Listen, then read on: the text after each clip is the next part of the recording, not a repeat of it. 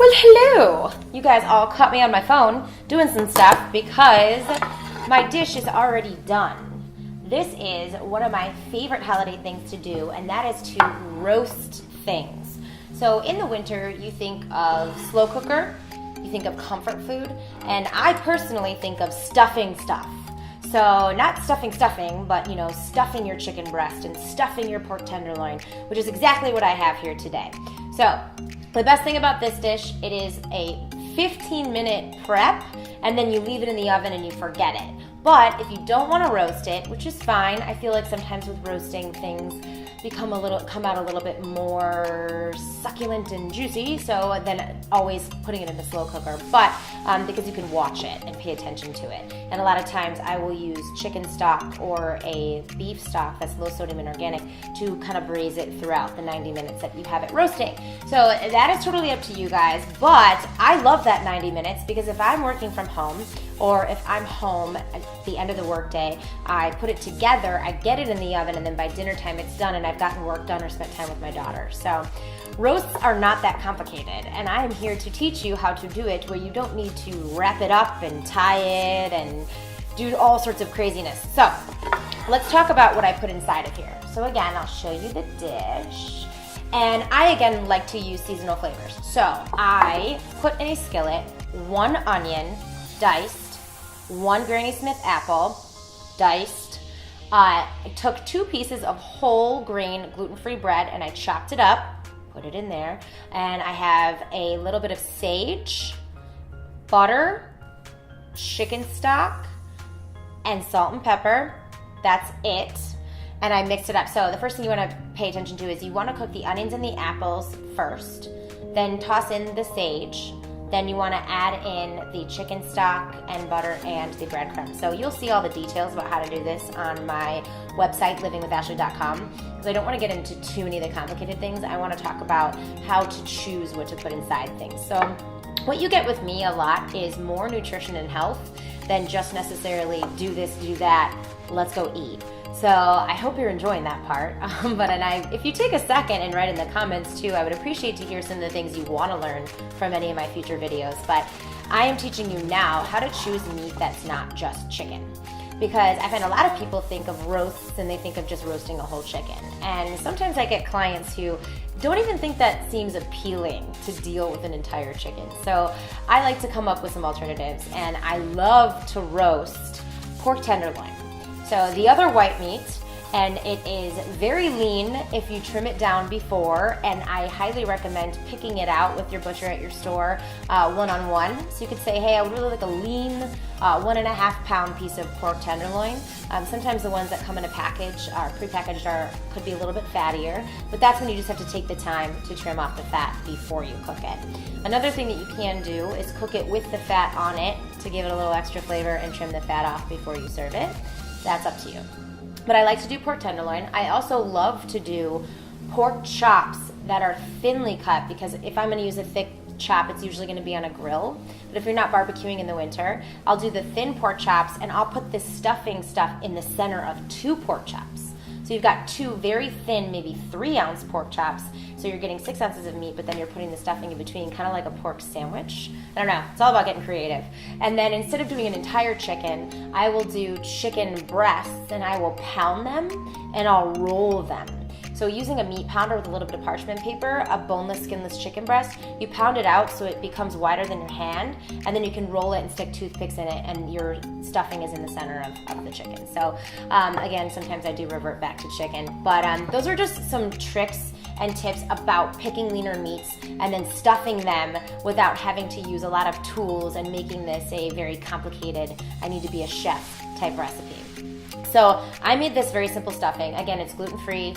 I don't have to use a lot of herbs or things because it's very naturally tasty thanks to the onions and the apples. Another thing you can add into this if you want to get super fun and creative is picking out a chicken sausage that complements these flavors. So an apple chicken sausage would be good, a maple chicken sausage would be good. So you can cut up the chicken sausage, have it cooked with the stuffing, and then stuff it into your pork tenderloin. So the other trick is cutting the meat. And visually, sometimes I think raw meat doesn't look so awesome to watch, but pork tenderloin comes and it's tubular. Not tubular like I'm from the 80s and I'm a surfer, but tubular, just tubular in general as far as shape. So I will take a knife and I will cut down the center of it on the side, not on the top. But if you want to cut on the top, you can do that and it turns out like this. But if you do it on the side and then you can cut it a little bit deeper and stuff more stuffing on the inside and then close it back up and tip it so that the stuffing doesn't come out when it's cooking. That's one tip. Another tip is you can actually just cut it into like garlic bread. You could cut slices and put stuffing into each slice instead of one big slice. So there's different ways to do it. The best thing though is to learn about roasting. So once you've got it all stuffed into your pork tenderloin or your chicken or thing, you want to make sure that you're roasting at a lower temperature because generally roasting is more than an hour of cooking time. This pork tenderloin happens to be smaller in size, so I didn't have to do a full 90 minutes. But if you have a 3-pound pork tenderloin, then you're going to have to go for the 90 minutes. So on the blog, livingwithashley.com, I will have a detail on how long to cook certain weights. So if you're increasing this recipe size, you'll know what to do because sometimes that's very confusing. And a lot of times people don't know the intricacies of a roast. Do I cover it? Do I not cover it? Do I have to baste it? You know, basting, if you don't know what that word means, is taking one of those sucking tubes and then putting broth on top of it or the own meat juice from the meat. So all these things will be addressed. For me, I like to do the least complicated version. So I will roast and I will put the pan towards the bottom of the oven so that it's not right into the heat. And I will cover it, and that takes a shorter cooking time in general for most meats. Pay attention to that. And I use a meat thermometer. So I like to see, because if you set the temperature on the meat thermometer, it will pop out of the roast when it's reached its internal temperature to be done. And generally with pork, you always want to get it to around 160 degrees. Just a note. It's another thing I can include on this blog is to give you guys a list of the temperatures. But that's something that's very easy to Google, and you just want to be safe because also too, when you pull out the pork tenderloin, which I did to make this side dish, I pulled it out and kept it covered, and it still cooks a little bit once you take it out. And the worst thing in the world is dry meat. So just make sure you're paying attention to that and you're recognizing that it's still cooking as it's covered. You can remove the cover when you're ready to serve it immediately so it's at the right cooking temp. The other thing too is food safety. You want to get the remainder of it that you're not serving into Tupperware and into the refrigerator as soon as possible so it's not sitting out. That's a big thing that I learned in school when I was going back for my master's. I was like, oh, this food safety stuff is legit. So then you want to complement your roast with side dishes. So I did here just a roasted broccolini because it was so easy and I just stuck it in the oven right at the tail end of the roast being done.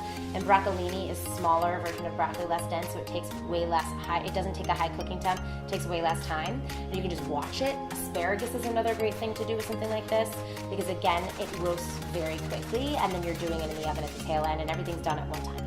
I just used a little bit of olive oil and a little bit of sea salt and that was it. But I did cut some fresh Granny Smith apples and use some balsamic syrup and put it on top of there as well so that you could do a little chop. So sometimes when I do these roasts and I do vegetables, I like to chop it all up and put it all in one thing so I'm biting everything at the same time. If you don't like that, then keep it separate for sure. When you're serving roasts, you want to cut things into decent serving sizes. For me, with this pork tenderloin, since it's 1.5 pounds, I took 3 slices. 3 1-inch thick slices is a serving. Again, you'll see that on livingwithashley.com. But I would love for you to tell me what you want to see. I love to bring things forward that are my favorites, but I'm here to please you guys and make you healthier, so I want to hear yours. You can go to my Instagram as well. It's Living with Ashley, or you can go onto my Facebook page, which is Living with Ashley, or you can go onto my site, Living with Ashley, and contact me directly via an email. Or better yet, beneath here on the comments, say whatever you want to say. I want to hear it all, and I look forward to seeing you guys soon.